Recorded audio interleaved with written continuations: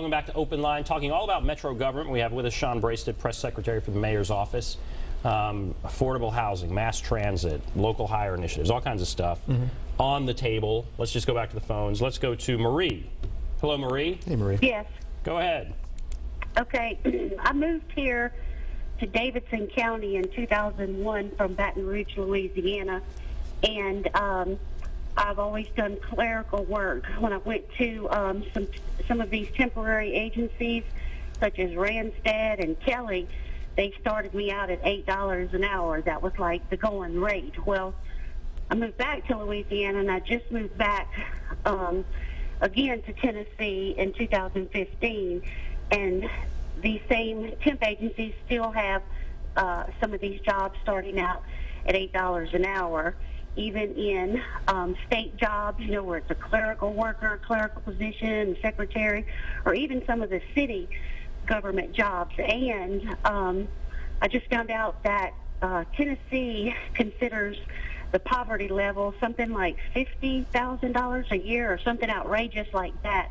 And I had to live at an in-town suite because everywhere I tried to get an apartment, they said I didn't make enough money. And right now I make $12.50 an hour. That still wasn't enough for just an apartment that was $725 a month. And all these apartments are putting the word luxury on them and charging $800 and above, some even $900 for a one-bedroom apartment. And I just think that it's not right. All right. Well, I appreciate that, and that's an interesting point that. Yeah.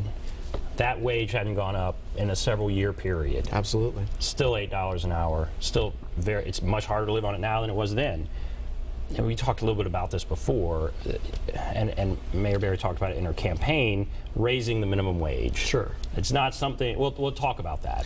Well, look, it's something that in an ideal world we could look at doing. Unfortunately, the state law prohibits us from doing that. And so unless the state legislature were to overturn their will and decide to raise the state minimum wage or give us the authority to do it, that's really off the table when it comes to private employers. Now, the mayor did, when she was on the Metro Council, pass a living wage ordinance for people that worked in Metro government. It raised it to, I believe, $9 something an hour. You know, could look at seeing how far up that could go. But the fact of the matter is, we have to look at various alternatives because we can't, impose a local minimum wage. So we have to look at how do we create more affordable housing. And so that's kind of what we're doing with the inclusionary housing policy, which is to say, all right, how can we give developers the incentive to say, look, you've got your luxury apartments or condos. All right, well, how do you set aside maybe 10%, 20% of those to give to folks that are working paycheck to paycheck, that are trying to make a living, that are hard workers, they just need a place to stay. And so we're trying to get to that. We're trying to work with the various community partners, various business interests to say, what can we do that's feasible, that's going to be effective, and that's going to make a difference in lives like hers. Marie, thanks for sharing that story. I think you're not alone, and thank you for sharing that. Let's go to Lucy. Hello, Lucy. Hey, y'all. Hi, Lucy. Always good to hear from you. Well, thank you. This is really all breaking my heart. It really is. Philip, I'm going to see if I can answer your question, and Marie, too. Nashville's always had a low employment rate because they drew from within. And at one point in time, if you worked for the county or city, you had to live in the city.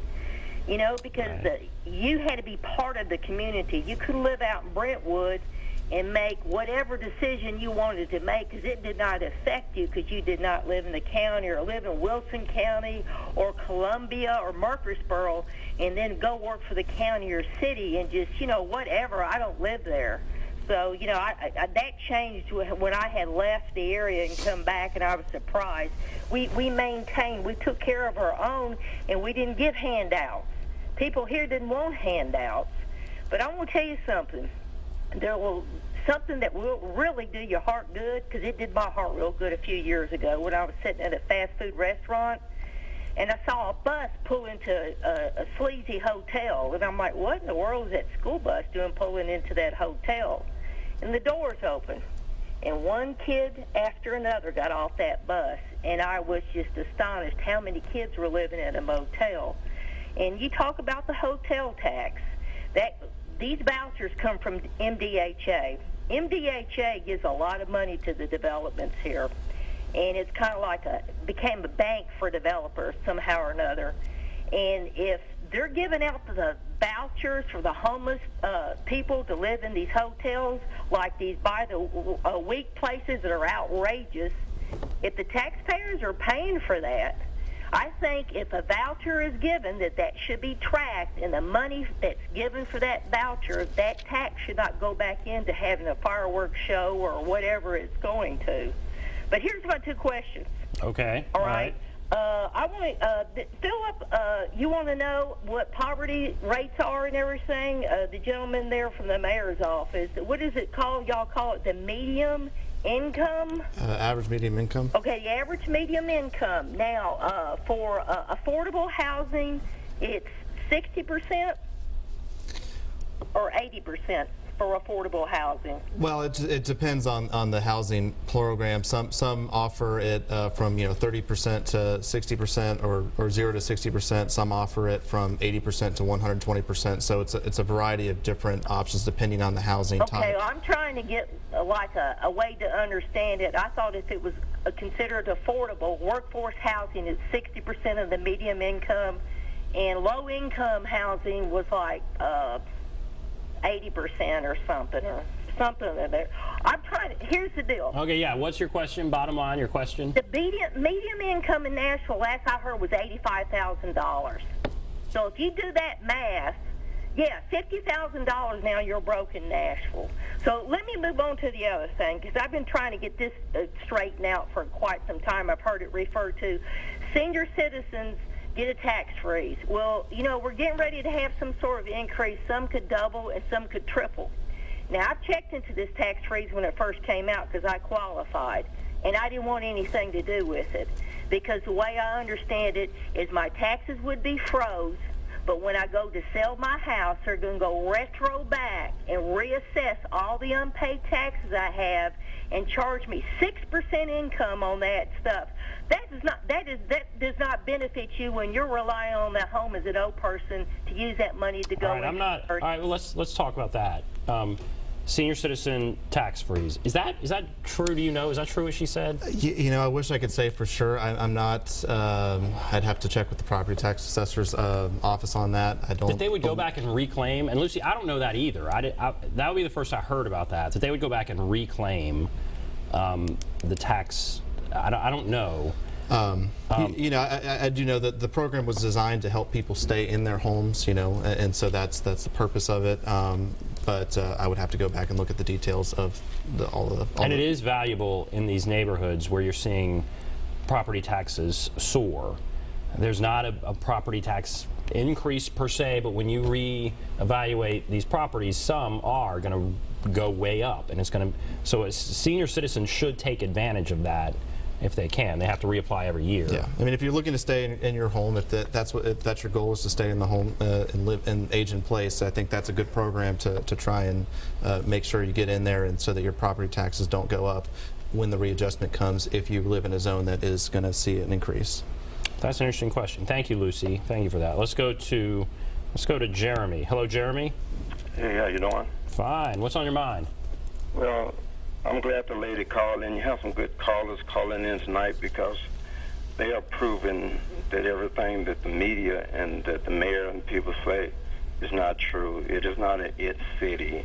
Just by the voices of the people that's calling in. I hope more people call in. You guys, the mayor that the Democrats elected is already moving back into Carl Dean's right lane. Now, the people calling in and telling you that they don't have the money, that they need help, and this guy doesn't have any answers. He didn't answer Philip's question. He's talking.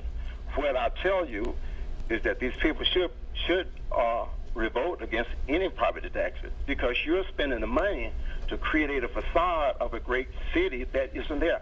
You got one little country music road, and all of Nashville money that the Democrats, it's a Republican. Country music is Republican, but the Democrats support it with taxpayer money. The people in Nashville should revolt. Thank you. All right. I don't know about that. I don't know how you answer some of the things that are being said. You know, I go back to, you know, what the mayor's focus is, and, you know, I understand the frustration that many people have, and, you know, like I said, there isn't a one-stop, one-fix solution to all of these problems. We are trying to work through various programs, whether it is to work on making sure that, you know, people that are experiencing homelessness have access to the resources they need to get off the streets, whether it is to find affordable housing wherever we can, that is, you know, giving away surplus properties that would normally maybe be sold, instead, you know, having, you know, nonprofit developers come in and build affordable housing that will stay in perpetuity, affordable housing, so people can raise their families and neighborhoods. So there's a variety of things we're working on, whether in that and the workforce development initiative.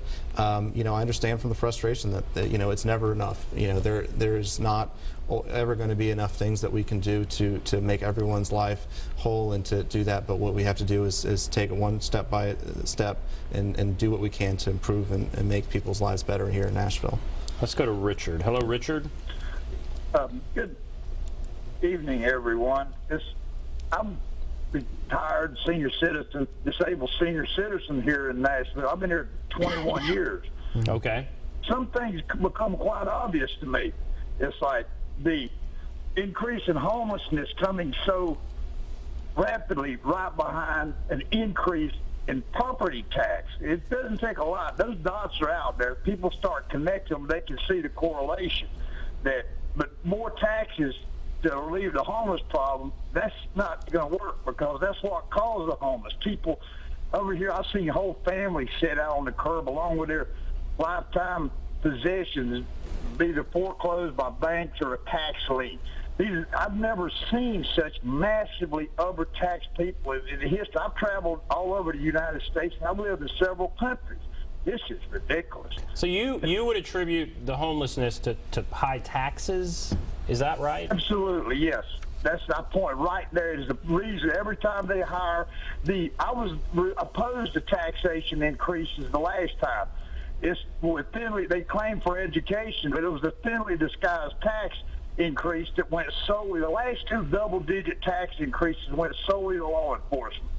And we have the most massively over-policed society in the history of the world. All this supported. All right, well, let's talk about law enforcement. That was one of the big areas in the last administration. We've seen some violent crime. There's some summits that have been going on. And on this show, we've had calls like this before. Right. Where people are frustrated. And they say there's a correlation between some of the violence we're seeing in some of these areas and a lack of good paying jobs. What are you seeing in these youth summits that you're having and in these kind of things? What are you seeing with violence right now? Well, I think, you know, you look at the increase in gun-related homicides. That's sort of a national trend. It isn't just Nashville. It's happened throughout the country in different in most major cities. So not really sure exactly what that all aligns to. But when we come to the Youth Violence Summit, a lot of things that we're seeing are interesting. Some students, a lot of students actually, when we had 400 students at Rocketown to talk about sort of what they saw, some of them listed, you know, the desire for alternatives in punishment in schools, whether it is different from suspension as opposed to expulsion, you know, finding alternative ways to deal with kids so that they're not suspended and start a cycle of, you know, of poor showing in school that results to a life of crime or to prison.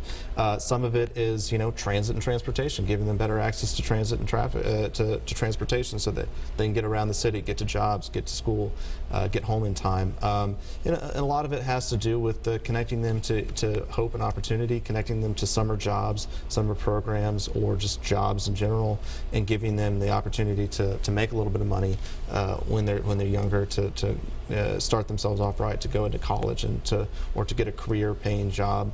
And whether it's the construction industry or other areas. So those are some of the things that we're seeing. There are things that, you know, relate to an excess of illegal guns on the street that, you know, we do things with the buyback program and trying to get those off the streets. There are limits to what we can do as a city when it comes to that, but we're doing what we can regarding that to try and reduce gun violence. Public safety wise, the size of the police force, that kind of thing. Are you comfortable with where we are? Well, I think we've got a budget coming up, budget process, and we're going to review that and go through and talk to the police department and see what they need, whether they have all the resources they need, and whether they need to be increased. Every year we do increase school spending as well, and so that's going to be a focus of ours. So there's a lot of different focuses when it comes to that, but certainly making sure that people are safe and have access to police and we have good response times is going to be a key priority of the administration. We're going to take a break. We'll come back, continue to take calls, take a break, be back right after this.